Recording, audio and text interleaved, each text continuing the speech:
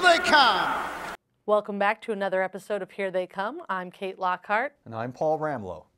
Well, Kate, this past Saturday night found Yonkers Raceway hosting the fifth and final preliminary round of the George Morton Levy Memorial Pacing Series.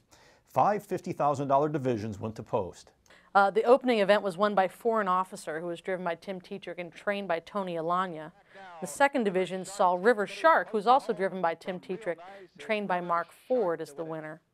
In the third division, you had This Is Wyatt, driven by Eric Goodell, trained by Josh Green.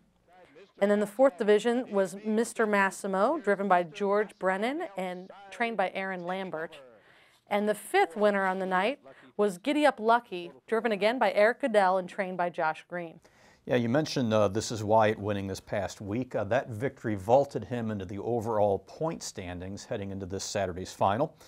This Is Wyatt has 305 points, just nosing out Foiled Again, who was unbeaten in his 4 legs of the series. He had 300 points. He did not race last week, but Foiled Again going for his 3rd consecutive Levy title this coming Saturday night. He'll be very tough. Of course, This Is Wyatt will be good. Very high on Foreign Officer the way he's raced lately. He has 295 points, which gets him into the top 5 as well. So it should be a very hotly contested event this Saturday at Yonkers. Yeah, the top 3 horses just separated there by 10 points, so it'll be great to see what happens in the final. Kate, in addition to the George Morton Levy Series this past weekend, the Blue Chip Matchmaker also finished up with their preliminary legs. Yeah, there were 3 $40,000 divisions of the Blue Chip Matchmaker. The first was won by All Spirit, driven by George Brennan, trained by Mark Ford. The second was won by Shacked Up, driven by Eric Goodell, trained by Josh Green. The series leader was Ginger and Fred, Ron Burke's great older pacing mare. She was one of 4 other horses to win 2 legs of the series. All Spirit, trained by Mark Ford, also won a pair of events, as did Ticket to Rock and Ross Krogan, and Tomorrow Pan and Casey Coleman. So this should be a wide open affair, I think, as far as the final. The Blue Chip Matchmaker post position will probably have a lot to do with who wins this race. Well, Paul, there were a lot of top horses qualifying last week. 2 standouts from the Ron Burke stable being Won the West and Buckeye St. Pat. Yeah, definitely the 2-time Dan Patch Award winners both returned to the track last week. Won the West, went to Mohegan Sun and Pocono Downs last Thursday, April 21st, and won a qualifier in 154 flat with Ron Burke in the bike, no less. Buckeye St. Pat qualified earlier in the week at Harris Chester in 157 for Tim Tetrick. It just gets to be that exciting time of the year when the great horses are back out on the racetrack. I know, I heard Ron Burke talking about maybe going after Gallo Blue Chip's earnings record this year, which will be great to see if he can get an extra $700,000 for Won the West this year. Would just about do that, bring him up to the 4.2 million mark, which is where Gallo Blue Chip currently stands. He won 1.3 million last year, so it's certainly within reach. It'll be great to see them go after the money this season. Absolutely. And then Big Jim, the much anticipated debut of last year's 2-year-old Dan Patch Award winner. He qualified down at Southern Oaks Training Center in Florida in a time of 152.3. Quite the mile, just a little bit off the all-age track record of 152 down at Southern Oaks. He's getting a lot of media attention, and rightfully so, and we look forward to seeing him racing up north very soon. Another couple of sophomore colts to keep your eye on, Graham's Legacy and Feel Like a Fool, both qualified at Harris Chester. Feel Like a Fool is a horse we've talked about a few times here. He was on Stan Bergstein's ratings, experimental ratings, fairly high on the list.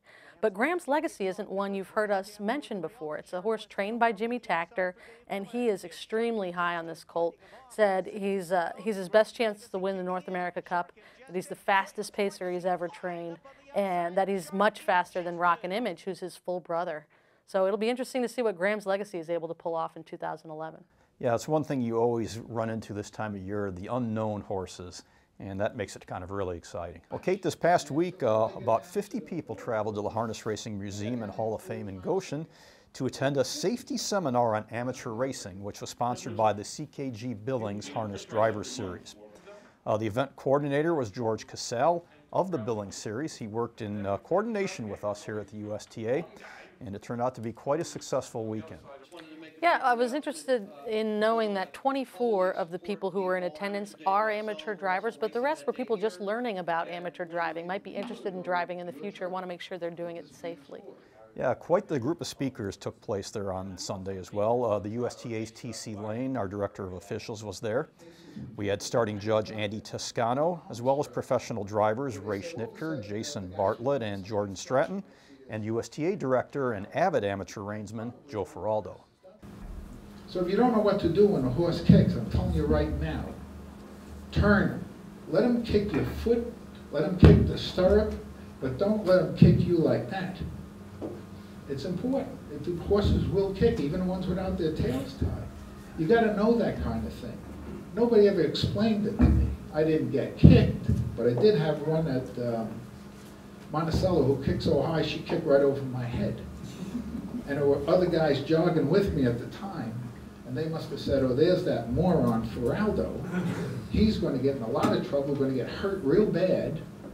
And instead of continuing to jog, they told me later on, did you see me, Joe? I went a trip. You know why they went the trip? To get away from me, because they thought I was going to get hurt. But when she come down, I turned her one way, she kicked my foot. But she didn't get me. These are things that you got to remember, because if it hasn't happened to you yet, I guarantee you it's going to happen to you at some point in time.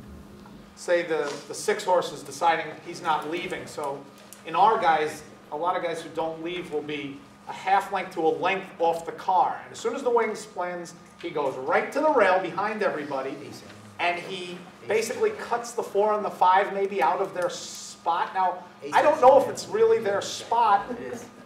I think you really should probably give it to them. You got to race against each other all the time, so it's okay, let them in, because when you're out there, you want the same courtesy done to yourself, you know. But I know what you mean. Like I've actually already had, it's one of my pet peeves is like the guy has the rails the favorite, your second choice out of a 3-hole, and the guy in the 2 holes 50-1 starts doing this edging crap, and I've actually already just snatched my horse off the gate hard once he started doing that and shut him out of a hole. Right.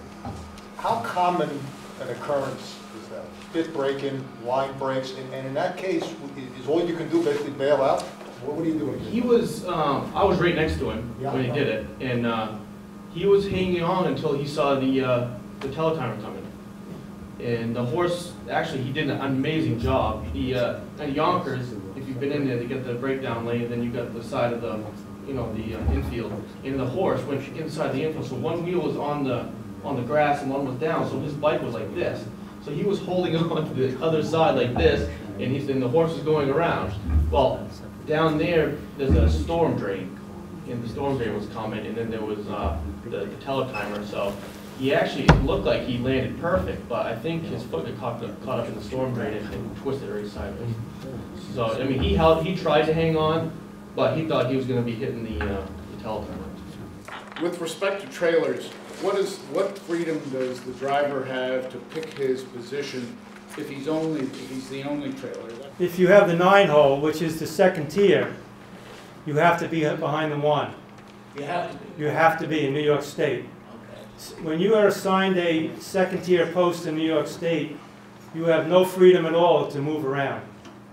And even if there's a scratch, the scratch will only affect the horses that are on the gate. Right. The second tier is usually starting behind the 1, 2, or 3.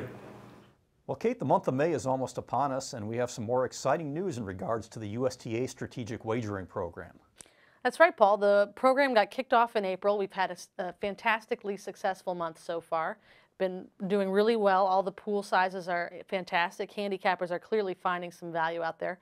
We're happy to announce 3 additional tracks are going to be added in the month of May.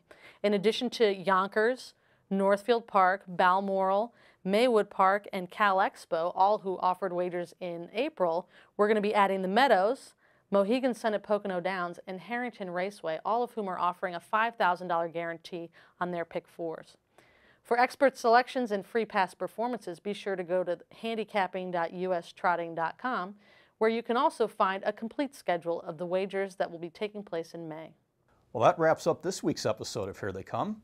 I'd like to thank Joe Feraldo, Jason Bartlett, Ray Schnitker, George Cassell, and our producer, Rich Johnston. I'm Paul Ramlow. And I'm Kate Lockhart. Join us again in 2 weeks for the season finale of Here They Come.